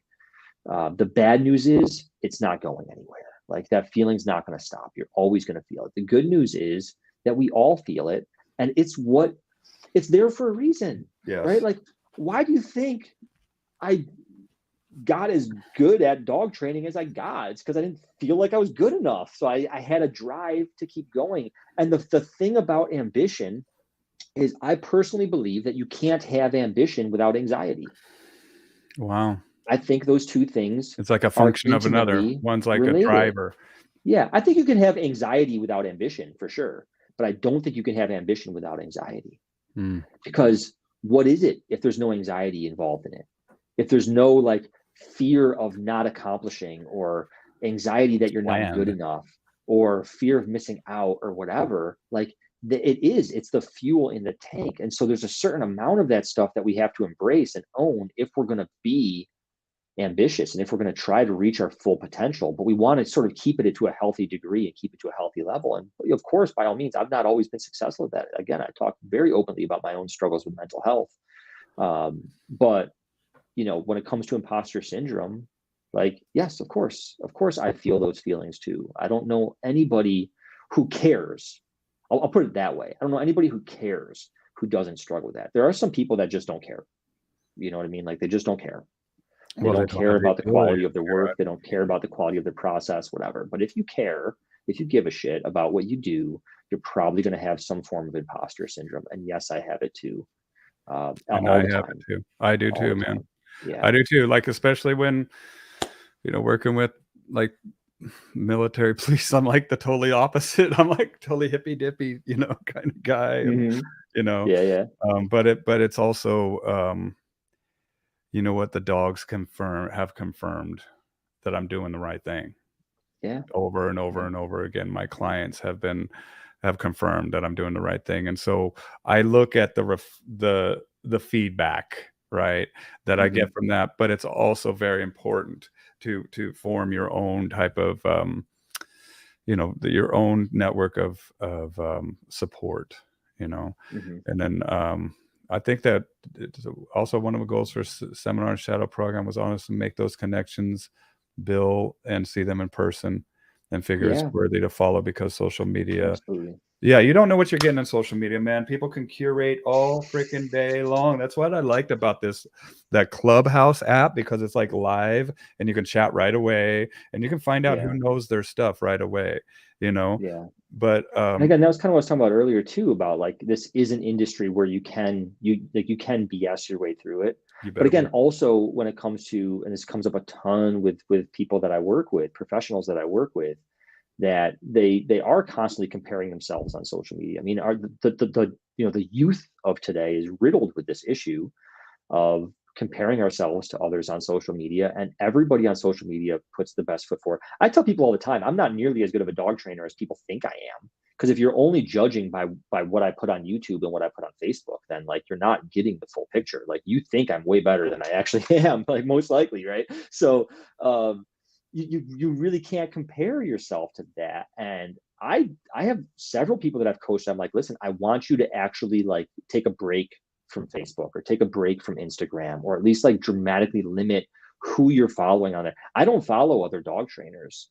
I get a lot of like Instagram people that follow me, they're dog trainer. I know it's sometimes considered like you follow me, I follow you back. I just don't follow other dog trainers unless they're personal friends. Like I follow you, Bill. I follow, Yeah. a lot of my friends, but I'm just not, I don't really care that much what other people are doing. And it's not because I don't think they're not doing anything worthy or good. I just don't want it to influence me.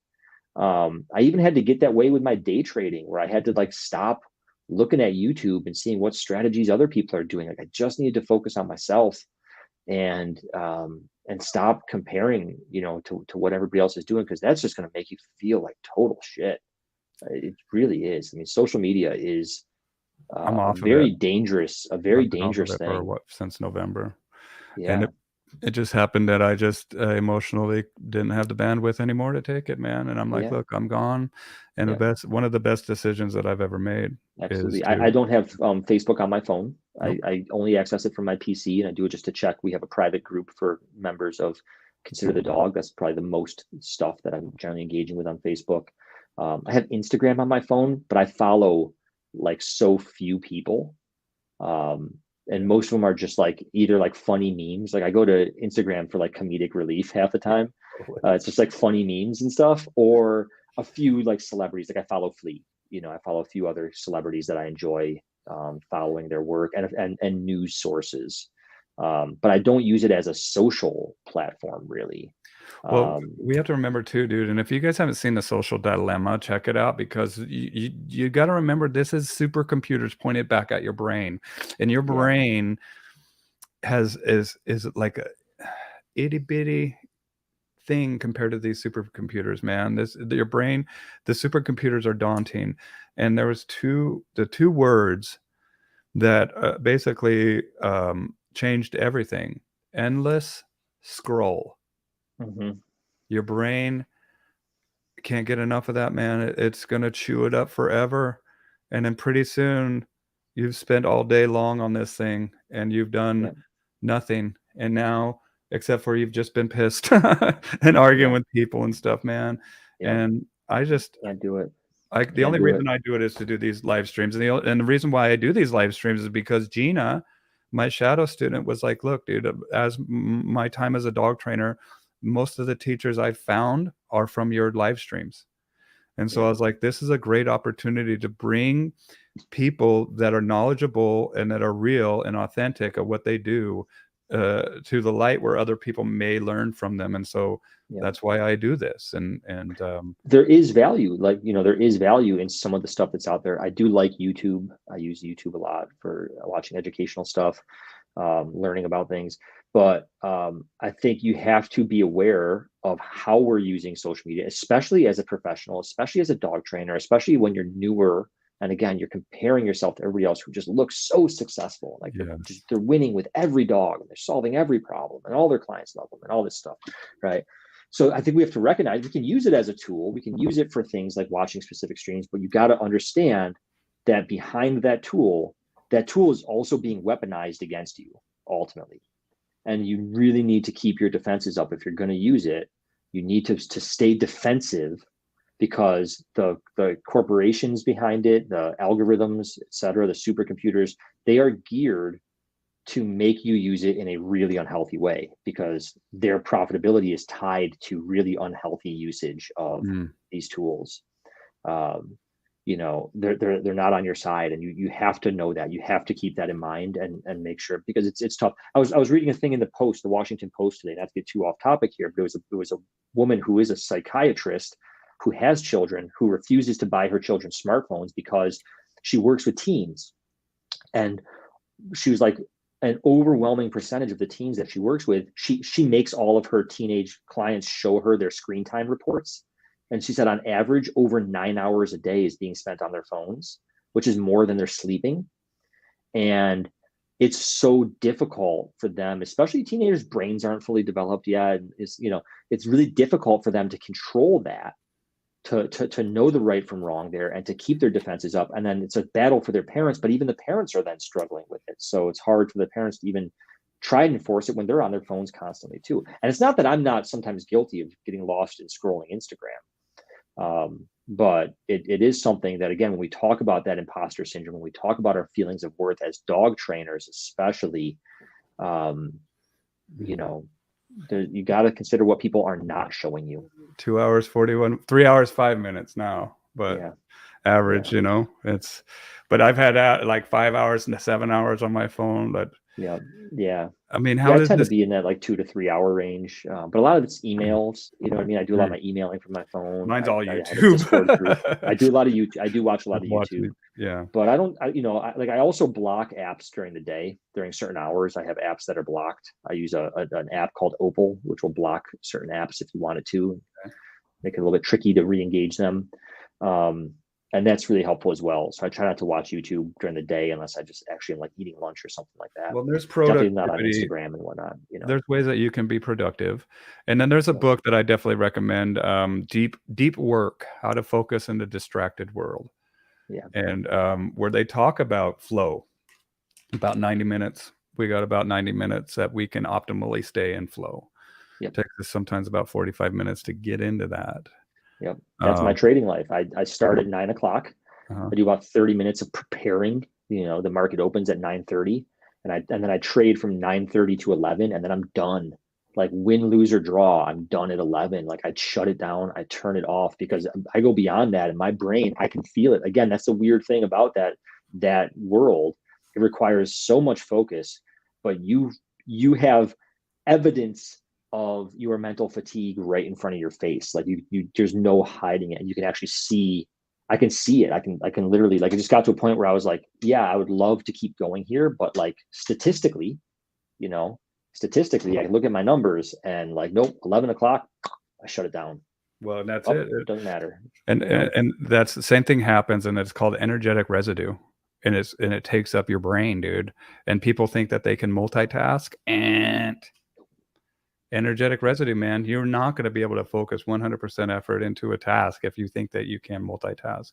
And that's the beauty about, shutting off this social media, shutting off all these distractions, being able to, do you ever meditate? I go on and off with it. I've not been good Brian, recently. Brian's my mentor with that. You know that? Yeah. I used to meditate religiously. I used to be, especially back when I was doing martial arts more.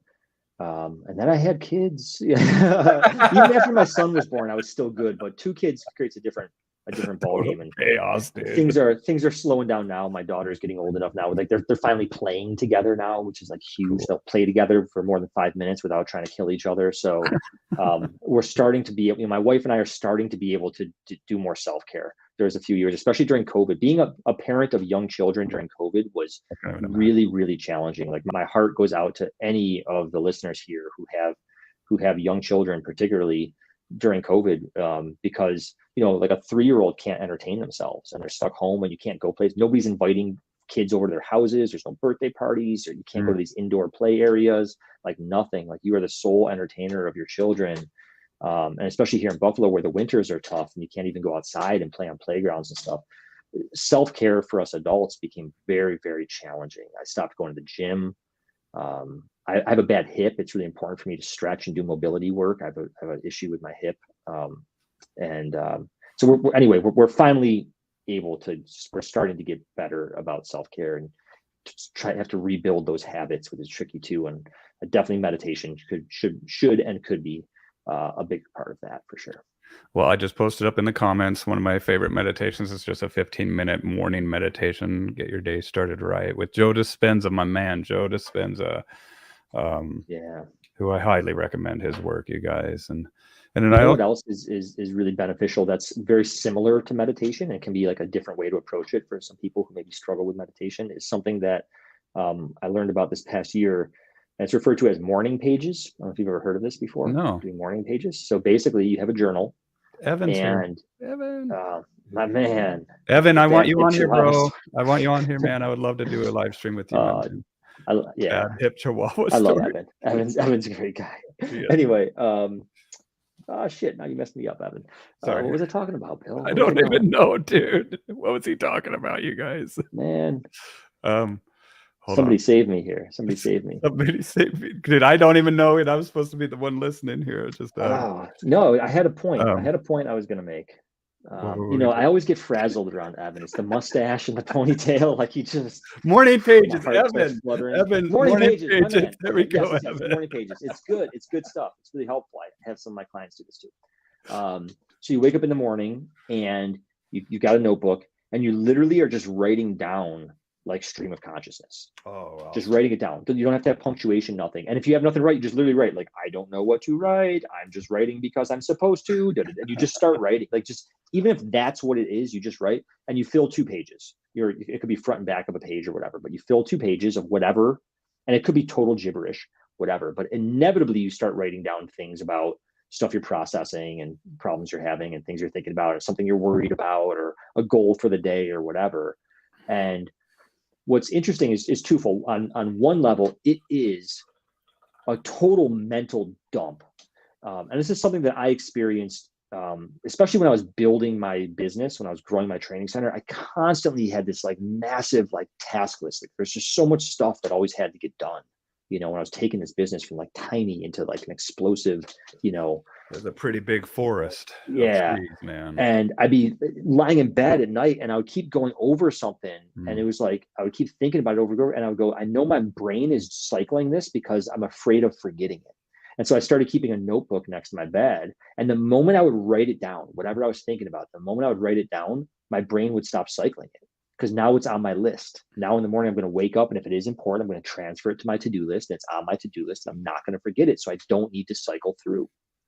And so that's a lot of what the morning pages does. It's like unloading all that mental stuff first thing in the morning. Like we've put it on paper, and then you can look back at it. And if there is anything important that came out, you go, oh, yep, let me make sure I put that onto my task list or whatever. Or sometimes just looking at it at the end of the day. And that's the other end of it then, is sort of like using it as like self-reflection, like looking back and saying like, wow, this was like a really weird stream of consciousness. I like to do it with pencil and paper when I do it. I don't do it regularly, I'll admit, but when I do, I like to do it with pencil and paper. But you could dictate it. You can use your talk to text, and dictate it or whatever into like a digital notebook. But morning page, it's a really cool sort of twist on meditation. Okay. It's a cool twist on meditation that, some people don't enjoy meditation, but there's other ways. Like there's an old saying that there's many paths to the top of the Himalayas. That's right. So anyway, just something cool to try to throw out there. I just like it because of the guided stuff, like there's some Yeah, meditations that you just have to sit there and it can be torturous, but when he guides yeah, you, and especially he's getting good at it, and cool. just like anything, man, you practice, and the more that you do it, the easier it gets, and you apply the lessons and that you've learned, and that's it, is to apply it. But there's got to be ways to process this stuff. There's got to be ways to get out of overwhelm because of the burnout rate. Um, and if you're burned out in this industry, there's help for you. Mhm. Just so you know, you might not know this, but there's people out here that do provide some solutions, Yeah. and life doesn't need to be like this. And And by the way, like sometimes, and this is a true story. I had a client earlier this year. I'm not going to mention her name, but she came to me. She was feeling really burned out about her dog training career. She was really trying to respark it, and we started working together and saying, how can we focus your career on the parts of it that you really enjoy and that you feel confident in, and this and that. We worked together for a few sessions, and what we actually came to was she actually came to the decision that she realized, I don't think I actually want to rekindle this. Like, I think I actually want to take my life and my career in a different direction, there are necessary you know. endings. There are And necessary endings. sometimes that happens too. I know quite a few dog trainers who have moved on to, I do other things now. Like, I I do don't too. just train dogs. I do I got a coaching, I fish. do day trading. I'm actually teaching myself to write code right now, believe it or not. Awesome. I find it fascinating. I'm learning C sharp. I'm Um, I've repaired my own kiln. Like, I have hey, my resistors come in today, and I got my kiln that, like, never in a million years would I think that I'm in a kiln, like taking it all apart and replacing the coils, and yep. you just don't know what you don't know, man. Just And don't know. But sometimes, yeah, so I just want to bring that up. But just because you started out as a dog trainer doesn't mean you have to end as a dog trainer. But most of my clients, they come to me, and or I should say, the ooh, clients who come to me feeling some burnout, we do actually work through it. We do work through it, and we get them to a place where they're excited about training again, and they're focusing their energy in the right place. But I just wanted to point out that one case, because those things do happen too. Yes, Evan, Wim Hof. I actually got into Wim Hof a little bit, for my trading purposes, actually. But Wim Hof is awesome. like, Yeah, Wim Hof I need breathing is something, awesome. dude. After after the market today, you're just It in was there like, pre-market. It was really good to get the oxygen into my brain, like oh, before wow. starting the day. You know what I mean? Yeah. We're gonna talk It's about like that. it's intoxicating. With the Wim Hof stuff can be really intoxicating. I'm It's into it, dude. I'm powerful. intrigued. I just was watching some stuff of his last night, dude. And Except I don't do the cold. I can't do the cold, man. I live in dude, it's Buffalo. I'm a wuss fucking about it, man. uncomfortable, dude. Like, Yeah. and I've done a I love my plunge. hot showers. No, I did a plunge where you're laying there, and I'm like, this hurts. Like, it was, Yeah. dude, it's uncomfortable. Yeah. But But I that's like the breathing. I like the Wim Hof breathing a lot. yeah. Well, Tyler, dude, happy birthday. Today's Tyler's birthday. Everybody in the comments. He's 39 years old today. So if you see him walking around Buffalo, that's how many spankings that those activities that give you a mental breakaway from business are huge for me. And Yeah. John is a wonderful photographer. Yeah. A lot Yeah. of people are artists in the dog training industry, and I Yeah. think that dog training itself It is. is an art Yeah. and a science, right? And so I, activity. Michael Ellis one time was talking about the importance of having a hobby outside of dog training. Um, Even for a guy like that, really important. He races homing pigeons. That's his thing. It's like Mike You Tyson. know, yeah, All right, even when it is other work, working on my rental properties does big things to clear and reorganize my mind. Well, there's more things than dog training, man. And people like, that's where, like, they're like, holy shit, you're not doing anything. I'm like, no, dude, I'm not training dog. Like, people yeah, would call me, I'm not. No, sorry, and it's like there's a life outside of dogs. There's a life. yeah. There's a lot. With There's with support. anything that you're doing, like, yeah, I mean, if your entire sense of meaning in the world and sense of worth is tied, especially to your vocation, and especially to the thing you're dependent on to make money, you know, that can be really challenging, and sometimes really unhealthy. And I think it can be a huge step when you're feeling burnout is to find meaning in other places, Mm. you know? that's a really big thing. Well, and you Find find meaning in other yourself, areas of your life. you find yourself a different version of yourself in that aspect too, you know, Yeah, and that's the beauty of life. Tyler, thank you. my pleasure. If you guys want to follow up with Tyler, tylermuto.com, I posted up a link to his site. I highly recommend it. And then Justin's just getting here. We're just ending, Justin. But So Justin, yeah, you can fill out my contact form there. You can also just email me at tyler@tylermuto.com. It's totally fine. Just email me as well. Yeah, this is where I'm focusing my energy these days. I'm kind of really trying to put myself 100% into coaching professionals at this point. So I'm happy to help anybody. Especially the online training community often makes you feel if you aren't constantly training, you're not dedicated enough. Good. Yeah, it's not true. Yeah, we did a great talk, Justin. So you got to come back and listen to it. And you guys go ahead and share this right now while I'm thinking about it. Let's get this out there. I posted up a link to my Patreon page if you guys want to support me in doing these. I want to eventually have the budget where I can have a little camera crew and go visit some dog trainers around the country, if not the world, and just create. I want to be a content creator where, and I will. And the law of attraction, just the way that the world works, I hope to show you, or I don't hope, I will show you all how it's done. And it's just about having the intention, but working,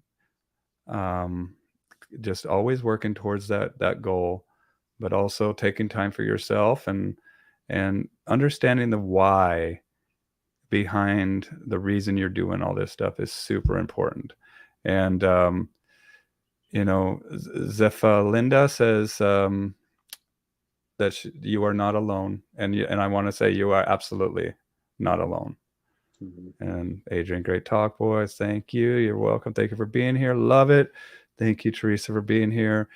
And you guys check out Tyler. And Tyler, if you hold on 1 second, I'll say goodbye to you on the other end. But we're going to say goodbye to everybody now. Yeah. Bye, thanks everybody for joining us. See you next time. See you Wednesday. I think I have Ravi Iyer coming on Wednesday. So that should be an excellent one. All right. Bye, everybody.